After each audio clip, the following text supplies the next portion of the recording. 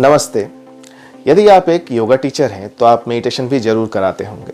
तो आइए आसना के प्रैक्टिस और मेडिटेशन के प्रैक्टिस को एक बार कोरिलेट करके देखते हैं। जिस तरह हम लोग आसना में यदि एक ही तरह के कमांड देंगे हर रोज़, दोनों हाथों को मिला लीजिए, दोनों पैरों को मिला लीजिए, हाथों को इंटरलॉक करके सर के ऊपर रखिए, स्ट्रेच कीजिए ऊपर छत की तरफ। ये एक उदाहरण था ताड़ासन का।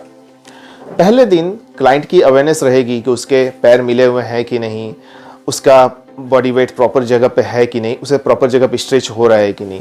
लेकिन धीरे धीरे जब क्लाइंट को ये पता चलता है कि आप आगे क्या बोलने वाले हैं, तो उसका ध्यान आपके कमांड पे नहीं रहता, उसका ध्यान कहीं और रहता है। इसी तरह से जब आप मेडिटेशन कराते हैं, पीठ के बल लेट जाइए, हाथ शरीर से दूर, पैरों में हिप जॉइंट से ज़्यादा डिस्टेंस, ध्यान को सांसों पे लेके जाइए, आंखों को बंद कर लीजिए। तो इस तरह से जब आप एक ही कमांड हर रोज़ कहते हैं तो क्लाइंट को पता रहता है कि आप आगे क्या कहने वाले हैं, और उसका जो माइंड है वो ऑटोमेटिक मोड में चल जाता है और उसका ध्यान आपके कमांड पे नहीं रहता, उसका ध्यान रहता है अपनी भूतकाल की घटनाओं के ऊपर या भविष्य की चिंताओं के ऊपर। तो इस तरह के अभ्यास को किस तरह से यांत्रिक होने से रोका जाए, यानी कि इस प्रैक्टिस को किस तरह से मैकेनिकल होने से रोका जाए, साथ ही हम लोग ये देखेंगे कि मेडिटेशन के किस कमांड का शरीर के किस भाग पे क्या प्रभाव पड़ता है फिजियोलॉजिकली और मेंटली।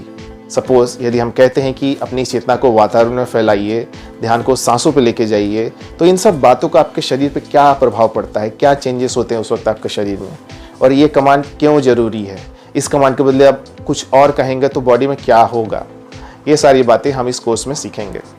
इस कोर्स में आपको नोट्स मिलेंगे, प्रॉपर वीडियोस मिलेंगे, लाइफ टाइम एक्सेस के साथ सर्टिफिकेशन मिलेगा, और यदि कभी भी अगर आपको आवश्यकता हुई मेरी, तो मैं फ़ोन पे आपके लिए उपलब्ध रहूँगा। इस कोर्स में आपको बहुत सारी नई बातें सीखने मिलेंगी, और यदि किसी भी बिंदु पे आपको ये लगे कि ये कोर्स आपके लिए नहीं है, आप इस कोर्स से कोई फ़ायदा नहीं उठा सकते, तो उसी वक्त आपको आपके दिए गए फीस का पूरी तरह से रिटर्न कर दिया जाएगा।